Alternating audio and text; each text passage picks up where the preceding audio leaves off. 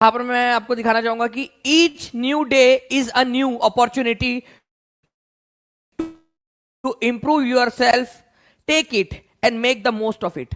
हर एक दिन आप लोगों के लिए एक नई अपॉर्चुनिटी होती है अपने आप को इंप्रूव करने के लिए। क्या आप उस अपॉर्चुनिटी को ले सकते हो? क्या आप उस नई अपॉर्चुनिटी से कुछ सार्थक बना सकते हो? ये आप पर डिपेंड करता है फ्रेंड्स, क्योंकि हर दिन कुछ अपॉर्चुनिटी तो लेकर आती है। समय सबको बराबर मिलता है, समय मिलता है, आप क्या उससे बेहतर कर सकते हो, कुछ प्रोडक्टिव कर सकते हो, ये वाली चीज है आप लोगों की। ठीक है, चलिए जल्दी जल्दी से फ्रेंड्स इस सेशन को जहां भी शेयर कर सकते हो अपने दोस्तों के साथ में जरूर शेयर कर देंगे आप सभी लोग। और जिन्होंने भी सेशन को लाइक कर दिया, जैसे मैं देख पा रहा हूं फ्रेंड की 600 के करीब लाइक्स हो चुके हैं, तो आप सभी लोगों का बहुत बहुत धन्यवाद। ऐसे ही फ्रेंड जल्दी जल्दी से लाइक एंड शेयर करते रहेंगे आप लोग, ताकि एनर्जी के साथ में हम लोग आज का पूरे 50 क्वेश्चन का सेशन जो है वो कंप्लीट कर सके। पहला क्वेश्चन आप लोगों की स्क्रीन के ऊपर में ये रहा। आप लोगों को बताना है फ्रेंड्स कि पार्क, अभयारण्य और जनपद के निम्नलिखित में से कौन सा जोड़ा सही नहीं है। Which of the following national park, wildlife sanctuary and जनपद is not correctly matched? Bhim बांध, मुंगेर, नागी डैम, जमुई, कैमूर, बक्सर, राजगीर, नालंदा उपयुक्त में से कोई नहीं। तो आंसर क्या होगा फ्रेंड्स? देखिए कैमूर जो है आप लोगों का, ये अपने आप में एक जिला है, और बक्सर जो है अपने आप में एक जिला है। तो कैमूर अभयारण्य अलग है और बक्सर जो है एक जिला अलग है आप लोगों का। तो ये तो कोई मेल ही नहीं खाता यहां पर में, अलग अलग है। ठीक है, तो आंसर आप लोगों का हो जाएगा ऑप्शन नंबर सी, क्योंकि कौन सा वाला नहीं है ये पूछा था। इसका मतलब ये है कि भीम बांध कहां पर में है। देखो ये भी क्वेश्चन क्लियर हो गया। भीम बांध कहां पर में आप लोग लिखेंगे? नागी डैम, नकटी डैम दोनों कहां पर में है आप लोग लिखेंगे, क्योंकि ये सही है, एग्जाम में पूछ सकते हैं। राजगीर कहां पर में है आप लोग लिखेंगे, क्योंकि यही चीजें हैं फ्रेंड जो आपको क्वेश्चंस की से और बहुत सारे क्वेश्चंस याद करने में मदद करती है। ठीक है, तो यहां पर में याद रखना है कैमूर वाइल्ड लाइफ सेंचुरी आपकी कैमूर के अंदर में, ना कि बक्सर के अंदर में। ओके, चलिए नाउ फ्रेंड्स एक करंट अफेयर का क्वेश्चन और बता दूं। ये कैमूर के अंदर में आप लोगों का सेकंड नंबर का टाइगर रिजर्व जो है वो बनाया जा रहा है। ये करंट अफेयर की न्यूज है, अभी अभी ताजी ताजी गरम गरम न्यूज है, ये भी याद रख लेना। टाइगर रिजर्व, ठीक है, बिहार का दूसरा टाइगर रिजर्व बनाया जा रहा है। पहला वाला कहां पर में वो कमेंट करके बताएंगे आप लोग। नेक्स्ट फ्रेंड्स क्वेश्चन की तरफ में आगे बढ़ते हैं। World's highest railway bridge is situated on river and in which district? विश्व का सबसे ऊंचा रेलवे पुल कहां बनाया गया, कौन से नदी पर और किस जिले में स्थित है, ये बताना है आप लोगों ने। जल्दी जल्दी से बताइए आप लोग। क्या बात है फ्रेंड्स, कमाल कर दिया आप लोगों ने एकदम। यहां पर मैं आप लोगों के आंसर्स भी आ रहे हैं और कमेंट्स में भी बताते जा रहे हो जो सवाल। मेरे बच्चे बड़े हो गए। विश्व का सबसे ऊंचा रेलवे पुल जो है वो चेनाब नदी के ऊपर में बना है, और रियासी डिस्ट्रिक्ट के अंदर में, चेनाब नदी और रियासी डिस्ट्रिक्ट के अंदर में। ठीक है, नेक्स्ट क्वेश्चन की तरफ में आगे बढ़ते हैं। ये याद रखेंगे फ्रेंड, चेनाब नदी के ऊपर में बना है विश्व का सबसे ऊंचा पुल। 359 मीटर की उसकी ऊंचाई है। एफिल टावर से भी ऊंचा है वो, नदी के ऊपर में अगर हम लोग देखेंगे तो एफिल टावर से भी ऊंचा है। ओके, नेक्स्ट क्वेश्चन की तरफ में आगे बढ़ते हैं। बजट 2023-24 में बिहार सरकार ने राज्य के जो सकल घरेलू उत्पाद का प्रतिशत है उसका ग्रोथ रेट का लक्ष्य कितना रखा है? भाई ग्रोथ रेट, जीएसडीपी की ग्रोथ रेट कितनी रखी है? जीएसडीपी की ग्रोथ रेट, तो जीएसडीपी ग्रोथ रेट याद रखेंगे आप सभी लोग फ्रेंड्स, ये रखी है 15.24%। कितने लोगों का सही था जल्दी से कमेंट करके बता देंगे। 15.24% की दर से आगे बढ़ना है अभी बिहार ने, तो आंसर आपका हो जाएगा option number C, simple. Okay, next question की तरफ में आगे बढ़ते हैं फ्रेंड्स। यहां पर में आप लोग देख सकते हो कि अकॉर्डिंग टू इकोनॉमिक सर्वे, ठीक है, भारत के अंदर में भारत सरकार ने सोचा है कि 6% से लेकर 6.8% तक हमें वृद्धि करनी है। लेकिन बिहार जो है उसने सोचा है कि हम जो है 15.24% से आगे बढ़ेंगे। हमने कितना सोचा है? बिहारी एक बिहारी सब पे भारी, 15.24% की दर से आगे बढ़ने का लक्ष्य रखा है। लक्ष्य ही ऐसा रखा है कि भाई कम से कम 10-12 तक तो पहुंच जाएंगे। ठीक है, चलिए नाउ फ्रेंड्स, पानीपत का दूसरा युद्ध किसके बीच में लड़ा गया था? चौथा क्वेश्चन है, जल्दी जल्दी से बताते जाएंगे। यहां पर मैं आंसर करते रहिए आप लोग। पानीपत का दूसरा युद्ध, अगर मैं दूसरे युद्ध की बात करूं पानीपत की, तो पानीपत का जो पहला युद्ध था वो बाबर और इब्राहिम लोधी के बीच में लड़ा गया था, ये पहला था आपका। अकबर और हेमू की सेना के बीच में लड़ा गया था दूसरा वाला युद्ध। ठीक है, दूसरा वाला युद्ध। और फ्रेंड्स तीसरा वाला जो युद्ध था पानीपत का, वो लड़ा गया था मराठा और अफगान सेना के बीच में। अफगान में भी जो अहमद शाह अब्दाली था वो था उनका जो है यहां पर में यहाँ पर मैं उनका सेनापति या उनके वो लड़ रहा था बेसिकली अफगान सेना की तरफ से। तो मराठा और अहमद शाह अब्दाली के बीच में पानीपत की तीसरी लड़ाई हुई थी 1761 में। ये भी याद कर लो यार, क्या पता ये पूछ ले 1761 पूछ ले। अब बाबर की पानीपत की पहली लड़ाई 1526 में हुई थी, पानीपत की दूसरी लड़ाई 1556 में हुई थी। बस खत्म, 3 लड़ाई याद करनी थी, आप लोगों ने याद कर ली। 900 क्रॉस हो गए, क्या बात है, जबरदस्त। 900 बच्चे क्रॉस हो गए फ्रेंड चौथे क्वेश्चन में। पांचवा क्वेश्चन आपके स्क्रीन के ऊपर ये रहा, सिक्किम भारत में कब शामिल हुआ, कौन सा राज्य बना? अरे कॉन्स्टिट्यूशनल अमेंडमेंट एक्ट बता सकते हो आप लोग? आप लोगों को तो पूरा याद करवा दिया है मैंने, कॉन्स्टिट्यूशनल अमेंडमेंट एक्ट वाला भी। ठीक है, तो जल्दी जल्दी से बताइए कि कॉन्स्टिट्यूशनल अमेंडमेंट एक्ट कौन सा वाला है भारत का? कॉन्स्टिट्यूशनल अमेंडमेंट एक्ट नंबर कौन सा है भारत का ये? ठीक है, जिसके जरिए इसको जोड़ा गया था। ठीक है, तो कॉन्स्टिट्यूशनल अमेंडमेंट एक्ट नंबर कौन सा है ये भी बताएंगे। इसके अलावा जो है फ्रेंड जल्दी जल्दी से हम लोग यहां पर में आगे बढ़ते हैं। तो अच्छा आंसर करो, कौन सा भारत, सिक्किम कौन से वर्ष में भारत का राज्य बना, बताओ। लो कर लो बात।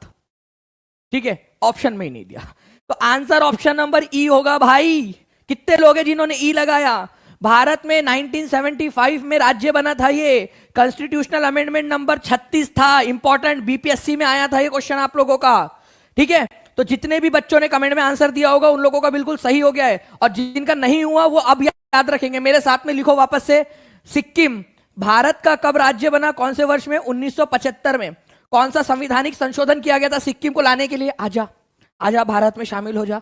ठीक है, तो 36वें नंबर का संविधान संशोधन किया गया था, इसके जरिए भारत का राज्य बनाया गया। 1000 क्रॉस हो गए, आप सभी लोगों को बहुत बहुत सारी शुभकामनाएं फ्रेंड्स। ठीक है, नेक्स्ट क्वेश्चन की तरफ में आगे बढ़ते हैं। सिस्मोग्राफ का उपयोग किसके लिए किया जाता है? 5 में से 5 किसके सही थे वो बता देंगे कमेंट करके, और जो लोग 5 क्वेश्चन सीख गए हैं वो भी बता देंगे कि जी सर सीख गए 5 क्वेश्चन। ये सिस्मोग्राफ का उपयोग किसके लिए किया जाता है? तो सिस्मोग्राफ, सिस्मो, ठीक है, पृथ्वी की हलचल। तो यहां पर में आंसर आप लोगों का हो जाएगा friends option number D, none of the above. Earthquake को मापने के लिए सिस्मोग्राफ का इस्तेमाल किया जाता है, अर्थक्वेक को मापने के लिए। ठीक है, अर्थक्वेक को मापने के लिए, तो यार क्वेक, ठीक है, अर्थक्वेक आता है तो वो सिस्मोग्राफ की लाइन ऐसी जाती है और जैसे आता है वैसे वैसे ये हिलने लगती है। तो सिस्मोग्राफ का इस्तेमाल जो है आप लोगों का अर्थक्वेक को मापने के लिए किया जाता है, ये याद रखेंगे आप सभी लोग। अच्छा, इस क्वेश्चन का आंसर जिसने लगा डाला उसकी लाइफ झिंगा डाला। आप लोगों की रिवीजन टेस्ट है, मैंने कहा था कि भाई आपको रिवीजन बहुत बहुत बहुत अच्छे से करनी है। जल्दी जल्दी बताइए इस क्वेश्चन का आंसर क्या होगा। और जितने भी बच्चे यहां पर में हमारे देख रहे हैं, जो पुराने बच्चे, उन लोगों को पता होगा फ्रेंड्स कि आप लोगों को, ठीक है, ये मैंने अच्छे से याद करवाया था जानबूझकर कि आप लोग इसको जो है पूरा पूरा पढ़ ले, आप लोग, आपका पूरा कंसेप्ट क्लियर हो जाएगा इससे। ठीक है, तो हड़प्पा का उत्खनन 1921 में किया गया था। हड़प्पा का उत्खनन, बिल्कुल सही बात है। ठीक है, पहला वाला सही है। वर्तमान में हड़प्पा पाकिस्तान में है। पाकिस्तान में ये व्यास नदी के किनारे पे है क्या? कौन से नदी के किनारे पर है? कमेंट करके बताओ आप लोग। व्यास नदी के किनारे पे नहीं है, रावी नदी के किनारे पर है, रावी नदी के किनारे पर। ठीक है, तो तीसरा वाला गलत है, जहां 3 है उसको काट दो, ये आंसर नहीं हो सकता। हड़प्पा के उत्खनन करता आरडी बैनर्जी थे। आरडी बैनर्जी नहीं थे, दयाराम साहनी थे। सर दयाराम साहनी थे, दयाराम साहनी। तो ये भी गलत हो जाएगा आप लोगों का। तो तीसरा चौथा गलत है आप लोगों का, 4 यहां पर में, ये भी आंसर गलत हो गया आपका। अब बचता है 5वां वाला, छत्र वाला ताम्र रथ। ताम्र रथ कहां पर में मिला है? मैंने आपको बताया था कॉपर वाला, कॉपर का बना हुआ, कॉपर से बना हुआ है वो। ठीक है, तांबे से बना हुआ है एक रथ। अब वो घोड़े से नहीं खींचा जाता था, वो कोई और जानवर से खींचा जाता होगा, क्योंकि घोड़ा तो पाया नहीं गया वहां पर में ज्यादा, सुरकोटदा को छोड़कर कहीं पे हड्डियों के अवशेष मिले ही नहीं हमें। तो फ्रेंड्स ये महाराष्ट्र के दाइमाबाद में मिला है आपको ताम्र रथ, दाइमाबाद के अंदर में। तो ये भी गलत है, दाइमाबाद में मिला है। ताम्र रथ कहां मिला है? दाइमाबाद, महाराष्ट्र में, जो हड़प्पा सभ्यता का सबसे दक्षिणतम बिंदु है। तो आंसर ऑप्शन नंबर ए होगा। कितने लोगों ने सही किया था हाथ ऊपर करके बता देंगे जल्दी जल्दी से। ठीक है, चलिए, तो 1000 से ज्यादा लोग हो चुके हैं फ्रेंड्स। लाइक का नंबर भी 1000 से ज्यादा कर दीजिए जल्दी से, ताकि ऐसी ही एनर्जी मेरे अंदर में बनी रहे। नाउ फ्रेंड्स, अब आपको बताता हूं, आपकी बिहार की बुक का, जो आप लोगों को ऐप में भी प्रोवाइड की गई है, आपको मिली हुई है। जितने भी बच्चे, पेड वाले बच्चे, उन लोगों को पता होगा, उनको बुक्स दी गई है पूरी की पूरी, आपकी जो भी बिहार की बुक्स है उसमें देखिए आप लोग, हड़प्पा जो है आपका, इसकी खोज दयाराम साहनी जी ने की थी। ये रावी नदी के किनारे पर स्थित है। अब जो राखलदास बनर्जी था, ठीक है, आरडी बनर्जी, उन्होंने हड़प्पा सभ्यता का एक शहर है मोहनजोदारो, उसकी खोज की थी 1922 में, जो कि सिंधु नदी के किनारे पर है। ऐसे आप लोगों ने याद रखना था इस चीज को। ठीक है, ऐसे याद रखना था इस चीज को। बाकी फ्रेंड्स पूरी की पूरी जितनी भी आपकी जो अवेलेबल है आप लोगों की जो बुक्स है वो आप लोगों को ऑलरेडी टीचिंग परीक्षा ऐप के ऊपर में प्रोवाइड कर दी गई है, और अब धीरे धीरे आप लोगों की एनसीईआरटीज हिंदी और इंग्लिश दोनों में आप लोगों को अपलोड की जा रही है वहां पर में। भाई प्रोटो एनाफिलिस फीमेल मॉस्किटो जो है आप लोगों की मादा एनाफिलिस मॉस्किटो, ये क्या करती है फ्रेंड्स, एक स्वस्थ व्यक्ति के शरीर में दूसरे बीमार व्यक्ति के शरीर से प्रोटोजोआ को लाकर डाल देती है। तो प्रोटोजोआ से फैलाती है, प्रोटोजोआ को फैलाती है। कौन फैलाती है? एनाफिलिस मॉस्किटो, फीमेल वाली। तो ये दोनों के दोनों रिस्पॉन्सिबल है। फीमेल एनाफिलिस मॉस्किटो प्रोटोजोआ को इधर से उधर लेकर जाती है, ठीक है। आई, ठीक है, ये हाथ को मान लो मलेरिया, ऐसा होता नहीं, पूरा होगा तो मलेरिया दोनों को ही होगा, लेकिन मान लो इसको मलेरिया हुआ, इसने इसको काटी टुपुक करके यहां पर में, ओके, यहां गई उड़ते उड़ते, याले हाथ को जो है नहीं हुआ था मलेरिया, उसको गई काट दी, उसको भी उसके अंदर में भी प्रोटोजोआ को डाल दी, वो वाले प्रोटोजोआ को फैला दी। तो ऐसे जो है फ्रेंड्स, मतलब ये हाथ बताया, वैसे व्यक्ति आप समझिए कि दो तीन चार पांच व्यक्ति तक पहुंचा देती है। तो ये दोनों कारण है यहां पर में। तो आंसर आपका ऑप्शन नंबर एफ हो जाएगा, ठीक है। तो आंसर आज का ऑप्शन नंबर एफ हो जाएगा, ठीक है। ये याद रखना है आप लोगों ने, ए और बी दोनों के दोनों सही है। मोर than one of the above को भी लगा लो आप लोग, ठीक है। अब कितने बच्चों ने ये सोचा था मेरे बिना बताए, मेरे बिना लिखे, वो लोग भी कमेंट करके बता देंगे। चलिए नेक्स्ट क्वेश्चन की तरफ में हम लोग आगे बढ़ते हैं फ्रेंड्स। देखिए आप लोगों के लिए पूरी की पूरी लिस्ट आपकी दी हुई है। मलेरिया फैलता है प्रोटोजोआ के कारण, मच्छर फैलाते हैं, और मच्छर में भी एनाफिलिस, जो फीमेल एनाफिलिस मॉस्किटो है वो फैलाती है, ठीक है। ओके, फीमेल एनाफिलिस मॉस्किटो फैलाती है प्रोटोजोआ से।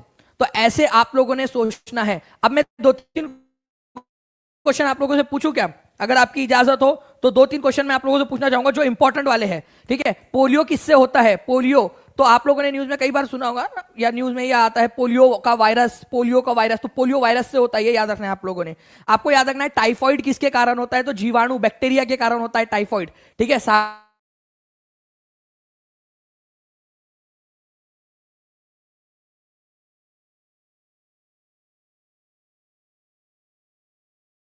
अलावा फ्रेंड्स क्षय रोग आप लोगों का जो है ये जीवाणु के कारण होता है। ये एटलीस्ट इतने याद रख लीजिए आप लोग, आप लोगों को ज्यादा बेहतर तरीके से समझ में आ जाएगा ये चीज, ठीक है। चलिए, तो मलेरिया प्रोटोजोआ के कारण होता है, ना वायरस, ना जीवाणु, ना जो है आप लोगों का यहां पर में आप लोगों का विषाणु, ठीक है। तो आप लोगों का आंसर क्या हो जाएगा? आंसर हो जाएगा आप लोगों का प्रोटोजोआ। भारतीय संविधान सभा ने प्रारूप समिति, ठीक है, का गठन कब किया था? प्रारूप समिति, प्रारूप समिति का मतलब होता है ड्राफ्टिंग कमेटी। तो ड्राफ्टिंग कमेटी का गठन कब किया था, ये जल्दी जल्दी से बताएंगे आप सभी लोग। तो ड्राफ्टिंग कमेटी जो है फ्रेंड्स, इसका काम था संविधान का जो है खाका तैयार करना, कौन सी चीज पहले होंगी कौन सी बाद में होंगी, ये सारी चीजों को डिसाइड करना। तो ड्राफ्टिंग कमेटी ने, ठीक है, ड्राफ्टिंग कमेटी जो है उसका गठन किया गया था 29 अगस्त 1947 को। इसके अध्यक्ष कौन थे? ड्राफ्टिंग कमेटी के अध्यक्ष थे doctor BR Ambedkar. Drafting committee में टोटल कितने लोग थे? टोटल कितने लोग थे? तो टोटल ये आप लोग मेरे को जल्दी से बताएंगे कितने लोग थे इसके अंदर में। दोनों क्वेश्चन बन सकते हैं आप लोगों के, ठीक है। तो आंसर इस पर्टिकुलर क्वेश्चन का ऑप्शन नंबर ए हो जाएगा। 29 अगस्त 1947 को डॉक्टर BR आंबेडकर उसके अध्यक्ष थे। टोटल 7 लोग थे। इंपॉर्टेंट मार्क करो, ये क्वेश्चन बनता है ड्राफ्टिंग कमेटी में कितने लोग थे, ठीक है। चलिए नेक्स्ट क्वेश्चन की तरफ में आगे बढ़ते हैं। निम्नलिखित में से कौन सा सारनाथ पर खुदे हुए जानवरों में से नहीं है, या जानवर खुदे हुए जानवरों में से है? क्या बात है है बोल दिया अब यहाँ। तो 10वें नंबर का क्वेश्चन देखिए, कभी बोलता है नहीं है, कभी बोलता है। तो अब है वाला बोला है, तो आपको ध्यान से क्वेश्चन देखना है। निम्नलिखित में से कौन सा सारनाथ स्तंभ पर खुदे हुए जानवरों में से है? घोड़ा, एलिफेंट, लायन। मैं तो आपको डायरेक्शन बता सकता हूं, आपको पता है, मैं आपको डायरेक्शन, मेरे जितने भी बच्चे हैं, जो दानिश सर के सारे लेक्चर्स जिसने देखे हैं ना, वो बच्चा डायरेक्शन बता सकता है। घोड़े की रफ्तार से वेस्ट की तरफ में जा रहे हैं हम, पश्चिम की तरफ में। हम भी जो है यहाँ पर में पश्चिमी देशों के अनुसरण कर रहे हैं, ये याद रखना है। हाथी मेरा साथी साउथ में पाया जाता है ज्यादा, इसी वजह से साउथ में देख रहा है यहाँ पर में। और उत्तर जिसने दे दिया वही शेर है, ठीक है, वही है लायन, वही है बब्बर, शेर जिसने दे दिया उत्तर। तो उत्तर मतलब नॉर्थ, नॉर्थ के अंदर में है आप लोगों का सारनाथ स्तंभ के ऊपर में लायन, ठीक है। तो ये आपका हो जाएगा मोर than one of the above. ये सारे के सारे हैं इसके अंदर में। इस तरीके से डायरेक्शन के साथ में आप लोगों को याद करवा दिया था मैंने, ट्रिक्स के साथ। कितने लोगों ने ये ट्रिक लगा ली थी? अगर याद आ रही है तो जल्दी जल्दी से बता देंगे मुझे। आगे बढ़ते हैं फ्रेंड्स। यहां पर में आप देख सकते हो कि सारनाथ के स्तंभ पर 4 जो है आप लोगों के बने हुए 4 मूल दिशाओं में देख रहे हैं। पश्चिम की तरफ में घोड़ा, घोड़े की रफ्तार से पश्चिम के देशों की तरफ जा रहे हैं हम लोग। एक सांड है जो पूरब की तरफ देख रहा है, बैल या सांड। हम लोगों को तो बुल या बैल ही समझते हैं ये लोग, उधर वाले लोग, कि ये बैल लोग है करके। ठीक है, समझने दो, हमें क्या, हम एक दिन बहुत ताकतवर बन जाएंगे तब बताएंगे उनको। तो एक सांड पूर्व की तरफ में देख रहा है, हाथी है दक्षिण की तरफ में देख रहा है, शेर उत्तर की तरफ में देख रहा है। ऐसे याद रख लेना था आप सभी लोगों ने। ठीक है, चलिए एक बार शेयर मार दो यार जल्दी जल्दी से सभी लोग, जितने भी लोग देख रहे हैं ना, जहां जहां शेयर कर सकते हो अपने दोस्तों के साथ में, अपने कॉलेज के ग्रुप में, अपने स्कूल के टीचर्स के ग्रुप में, सब जगह पे फैला दो एक बार जल्दी से अपनी अपनी जिम्मेदारी समझ के, ताकि इसी तरीके से हम लोग बेहतरीन जो है सेशन कर सके यहाँ पर मैं कंडक्ट। सबसे बड़ा आबाद नदीय द्वीप किस नदी पर स्थित है? सबसे बड़ा आबाद नदीय द्वीप, तो सबसे बड़ा 10 में से 10 किसके आए थे वो भी बता देंगे। सबसे बड़ा आबाद नदीय द्वीप जो है फ्रेंड्स, ये ब्रह्मपुत्र नदी के ऊपर में स्थित है। उसका नाम आप लोग बताओगे उसका नाम आप लोग बताओगे। ठीक है, तो ब्रह्मपुत्र नदी के ऊपर में है, उसका नाम है मजूली द्वीप। मजूली कौन से राज्य के अंदर में है? मजूली द्वीप, ये आसाम के अंदर में है, ये याद रखना है आप लोगों ने। आसाम में दुनिया का सबसे बड़ा नदी के ऊपर में बना हुआ द्वीप है, लोग रहते हैं वहां पर में, ये याद रखेंगे आप सभी लोग। यहां देख सकते हो आप लोग फ्रेंड्स, ये ब्रह्मपुत्र नदी है यहां पर में आसाम में, और यहां पर में एक द्वीप बना हुआ है, मजूली आइलैंड बोलते हैं इसको। ओके, नेक्स्ट क्वेश्चन की तरफ में आगे बढ़ते हैं। सोन नदी निम्नलिखित में से किस नदी की सहायक नदी है? सोन नदी। ठीक है, तो सोन नदी जो है गंगा की, यमुना की, नर्मदा की, महानदी की, या नन ऑफ दी अबव? तो सोन नदी जो है फ्रेंड, डायरेक्टली आंसर आप लोगों को लगाना है कि सोन नदी जो है आपकी गंगा नदी की सहायक नदी है, बिहार में आकर मिलती है गंगा नदी से।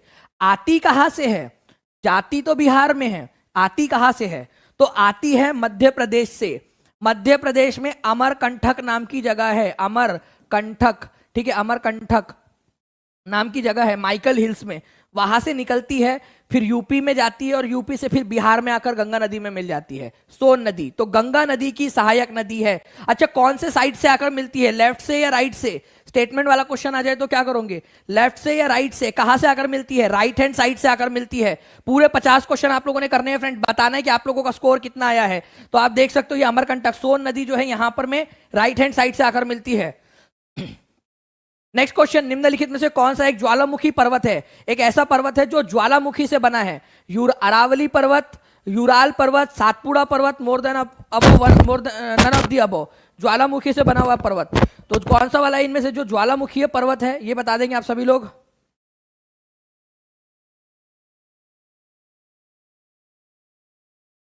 जी, तो देखिए फ्रेंड्स, अगर मैं आप लोगों से बात करूं, आप लोगों का अरावली ये फोल्ड माउंटेन है, फोल्ड माउंटेन, वलित पर्वत है, पुराना वाला वलित पर्वत। Ural mountain old fold mountain है आपका, ये भी वलित पर्वत है। सातपुड़ा की अगर मैं बात करूं आप लोगों से, विंध्या और सातपुड़ा भारत के अंदर में ये ब्लॉक माउंटेन के एग्जांपल है। Block mountain, block. भ्रंशोत पर्वत, कितने लोग चाहते हैं कि मैं आपको पहाड़ों के प्रकार पढ़ा दूं? अगर आप चाहते हो तो मुझे बता देना, मैं आप लोगों को पहाड़ एक लेक्चर ऐसा लूंगा जिसमें पहाड़ों के प्रकार भी पूरे के पूरे पढ़ा दूंगा आप लोगों को। तो यहां पर मैं एक भी आप लोगों का ज्वालामुखी वाला पर्वत नहीं है, जैसे कि माउंट किलीमंजारो, फुजियामा है आप लोगों का। ठीक है, माउंट किलीमंजारो कहां पर में है? अफ्रीका में है, सबसे ऊंची चोटी माउंट किलीमंजारो, वो ज्वालामुखी के कारण बना है। माउंट फुजियामा आप लोगों का क्या है? ज्वालामुखी पर्वत है। अरे बैरन आइलैंड, भारत का एकमात्र सक्रिय ज्वालामुखी बैरन आइलैंड, ये भी ज्वालामुखी पर्वत है। ये तीनों में से कोई नहीं है, पहले दो तो फोल्ड माउंटेन है, वलित पर्वत। ठीक है, वलित पर्वत बोला जाता है इनको, वलित पर्वत। इसको भ्रंशोत पर्वत बोलते हैं, सतपुड़ा और विंध्या को भ्रंशोत पर्वत। ठीक है, तो आंसर इसका ऑप्शन नंबर ये हो जाएगा आप लोगों का। इस क्वेश्चन का आंसर कीजिए आप सभी लोग। राज्य विधानसभा में कोई भी धन विधेयक पुनः स्थापित नहीं किया जा सकता बगैर किसके परमिशन के? अगर हम लोगों को राज्य विधानसभा में धन विधेयक लेकर आना है, कहां पर में? राज्य की विधानसभा में। ओके, राज्य की विधानसभा में, तो किसकी जो है संस्तुति या किसकी जो है परमिशन जरूरी है? किसकी परमिशन जरूरी है राज्य के अंदर में? धन विधेयक। धन विधेयक मतलब कोई भी टैक्स लगाना है, घटाना है, हटाना है, लगाना है, बढ़ाना है, कुछ भी करना है, तो वो धन विधेयक की कैटेगरी में आएगा। टैक्स या पैसे से रिलेटेड जो विधेयक होता है, उसको लाने से पहले गवर्नर की परमिशन लेनी होती है राज्य में। अगर मान लीजिए केंद्र सरकार लाती है, केंद्र में संसद में अगर लेकर आना है तो संसद में लाने से पहले राष्ट्रपति की परमिशन, और अगर मान लीजिए राज्य की विधानसभा में लाना है तो गवर्नर की परमिशन चाहिए होती है। ये 2 पॉइंट बहुत इंपॉर्टेंट है, प्लीज इसको याद रखिए आप सभी लोग। ओके, नाउ फ्रेंड्स, 15वें नंबर का question, choose the correct chronological order of successive Delhi rulers between 13 to 15 century. आपको पता होना चाहिए फ्रेंड्स कि 5 राजवंश हुए हैं दिल्ली सल्तनत के अंदर में। ठीक है, और पांचों के पांचों बहुत ज्यादा इंपॉर्टेंट है। अगर मैं बात करूं आप लोगों से सबसे पहले, ठीक है, सबसे पहले अगर मैं बात करूं तो आप लोगों का आया था गुलाम वंश, ठीक है, गुलाम वंश। गुलाम वंश जो है फ्रेंड्स, उसी को तुर्क वंश भी कहा जाता है, तुर्क वंश भी उसी को कहते हैं। उसी को जो है फ्रेंड्स हम लोग यहां पर में मामलुक वंश भी कहते हैं, गुलाम वंश को मामलुक वंश भी कहते हैं। दूसरा वाला जो है आप लोगों का वो है खिलजी वंश। खिलजी, सबसे कम समय तक शासन किया खिलजी वंश ने। फिर आता है आप लोगों का तुगलक वंश, ठीक है, तुगलक, तुगलक, तुगलक वंश, तुगलक वंश। उसके बाद में बारी आती है सैयद वंश की, सैयद, सैयद वंश। और उसके बाद आती है लोधी वंश की बारी। तो ये 5 राजवंश है, गुलाम, खिलजी, तुगलक, सैयद, लोधी। तो यहां पर में गुलाम वंश को ही तुर्क वंश भी कहा जाता है आप लोगों का। तो तुर्क, खिलजी, तुगलक, सैयद। तो आंसर आप लोगों का ऑप्शन नंबर 4 हो जाएगा। तो गुलाम वंश की जगह पे तुर्किश दिया हुआ था, इसी वजह से आप लोगों ने याद रखना है कि गुलाम वंश को ही तुर्क वंश भी कहा जाता है, ठीक है, गुलाम वंश को ही तुर्क वंश भी कहा जाता है। ऐसे याद रखोगे तो ही आप लोगों को जो है ज्यादा बेहतर तरीके से आंसर याद हो पाएंगे। Now friend, like and share करते रहेंगे। देख पा रहा हूं मैं यहां पर में कि 970 से ज्यादा लाइक्स आप लोगों ने कर दिए हैं सेशन के बीच में ही। तो बहुत बढ़िया, ऐसी रिस्पांस देते रहेंगे फ्रेंड्स आप सभी लोग। तो तुर्किश रूलर, फिर खिलजी, फिर तुगलक, फिर सैयद, फिर लोधी। सबसे लंबा समय और सबसे कम समय किसका था? सबसे शॉर्टेस्ट, सबसे शॉर्ट वाला समय किसका था? जल्दी से आप टाइप करके बताओ। और सबसे लॉन्गेस्ट किसका था ये आप बताएंगे मुझे, आप लोग देखकर। मैंने लिख दिया है लेकिन आप लोगों से चाहिए मुझे कमेंट ये वाले, क्योंकि मैं चाहता हूं आप लोग लिखे, ठीक है, आप लोग लिखोगे तो ज्यादा बेहतर तरीके से आपको याद रह पाएगा। नेक्स्ट क्वेश्चन की तरफ में आगे बढ़ते हैं फ्रेंड्स हम लोग। यहां पर में निम्नलिखित में से कौन सा बांध उड़ीसा में है? Sardar Sarovar, Meja dam, Tehri dam, Nagarjuna Sagar dam, none of the above. कौन सा वाला डैम जो है आप लोगों का उड़ीसा राज्य के अंदर में है? ठीक है, उड़ीसा राज्य के अंदर में है। भाई देखो, मैं क्या बोलता हूं, आप लोग जो है ना कम से कम जो है यहां पर में 3 ऑप्शन तो एलिमिनेट कर ही पाते आप लोग। 3 ऑप्शन कम से कम एलिमिनेट कर पाते। जल्दी जल्दी से बताइए, यहां पर में आप लोग 3 ऑप्शन कम से कम आप लोग एलिमिनेट कर पाते।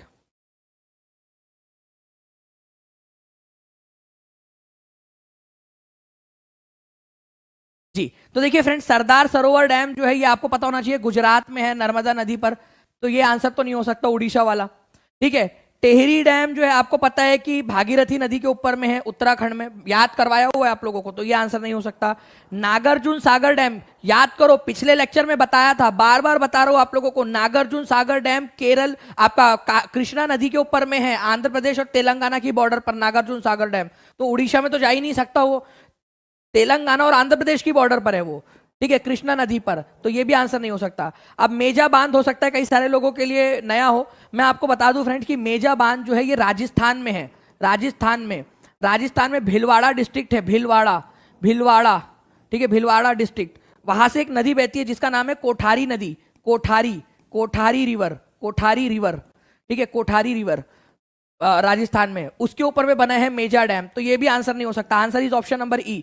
तो एक आध क्वेश्चन तो यार बनता है कि नहीं बनता है, ठीक है, टफ करने का। एग्जामिनर भी आपको ऐसे ही घुमाएगा ना, एग्जाम क्लियर करनी है तो इसी तरीके से आदत डाल दो, आदत डालो करने की, ठीक है, आदत डालो, ठीक है। चलिए नेक्स्ट क्वेश्चन की तरफ में आगे बढ़ते हैं फ्रेंड्स। बुद्ध ने अपना पहला उपदेश कहां पर में दिया था? ठीक है, कुशीनगर में, सारनाथ में, ऋषिपत्तन में, more than one of the above, none of the above. Answer आप लोग करेंगे, देखते कितने लोग इसका आंसर कर पाते हैं। देखो धीरे धीरे सीखना है। मेजा डैम, नया चीज सीखी आप लोगों ने, मेजा डैम, ठीक है, राजस्थान में है, कोठारी रिवर के ऊपर में।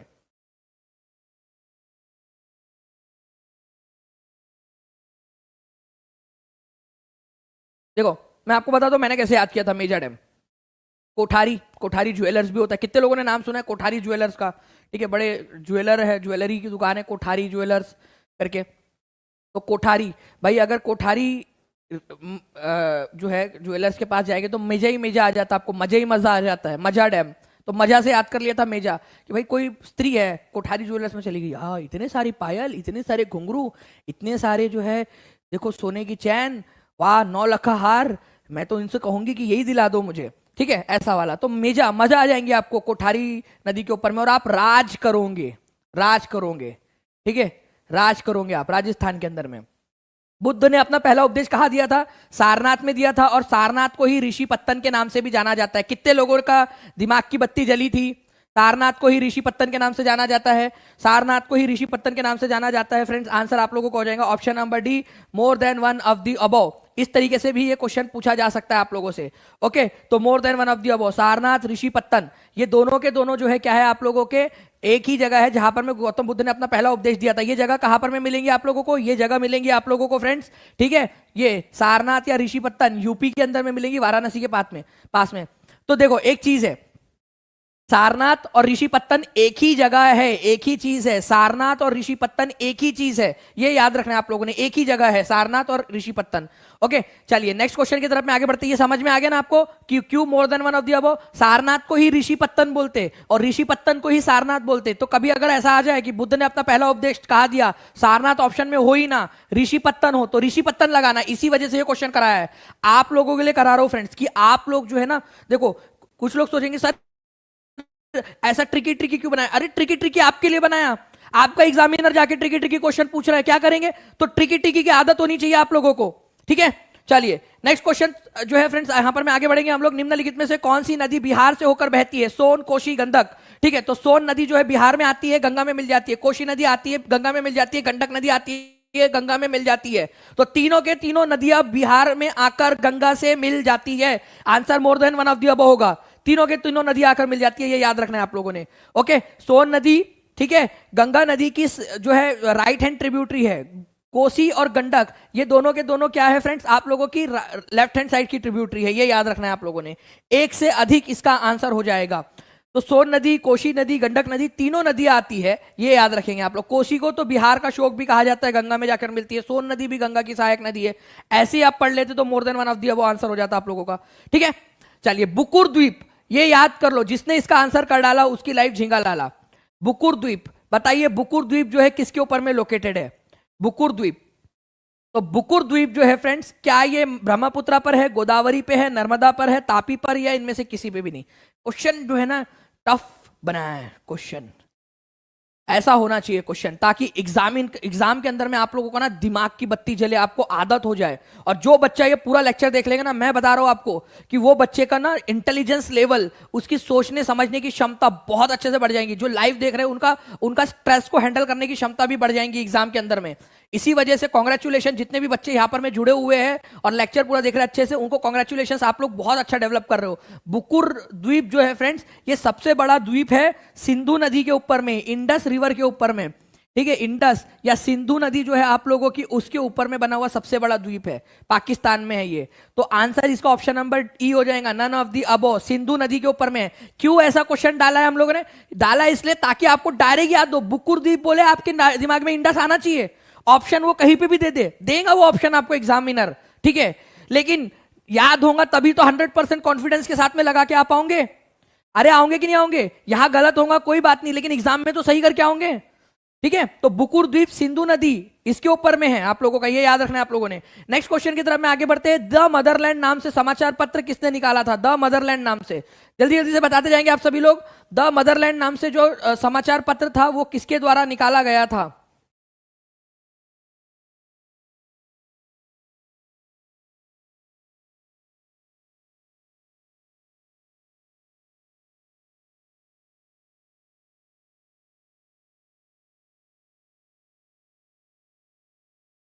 बहुत बढ़िया। तो देखिए फ्रेंड्स, अगर मैं बात करूं यहां पर मैं द मदरलैंड नाम से जो अखबार था आप लोगों का, ठीक है, ये निकाला गया था मजहर उल हक के द्वारा, ठीक है। मजहर उल हक ये गांधीवादी एक नेता थे, बहुत बड़े गांधीवादी नेता थे, कांग्रेस से भी जुड़े हुए थे, मजहर उल हक, ठीक है। ये याद रखना है आप लोगों ने, मजहर उल हक ने निकाला था आप लोगों का द मदरलैंड नाम से अखबार, ठीक है। हिंदू मुस्लिम एकता के ये बहुत बड़े हिमायती थे, गांधीवादी नेता थे, और हिंदू मुस्लिम एकता को, ठीक है, हिंदू मुस्लिम यूनिटी को बढ़ाने के लिए उन्होंने ये अखबार निकाला था बिहार के अंदर में, मजहर उल हक ने, ठीक है। तो मजहर उल हक ये याद रखना है आप लोगों ने, इन्होंने मदरलैंड नाम का अखबार निकाला था। इसके अलावा जो है फ्रेंड्स आप लोगों के यहाँ पर में दरभंगा के महाराजा भी है, ठीक है। दरभंगा के महाराजा कौन थे, महाराजा कामेश्वर सिंह।